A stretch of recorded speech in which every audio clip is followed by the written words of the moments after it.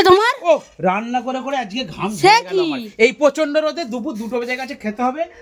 দেখিয়ে দাও একদম ঝোল টকবক করে ফুটছে দেখো। ছোটদা ডায়লগটা হেভি কিন্তু সেন উঠছে। ছোটদা ডায়লগটা মারো। কি হচ্ছে বলো তো আজকে বড়ি দিয়ে, ডাঁটা দিয়ে, আলু দিয়ে ঝোল, সঙ্গে এই যে মাছ ভাজা আছে।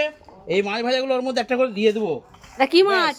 এটা হচ্ছে রুই মাছ, তোমার ডাঁটা দিয়ে, আলু দিয়ে, বড়ি দিয়ে, মাছ দিয়ে ফাটাফাটি ঝোল।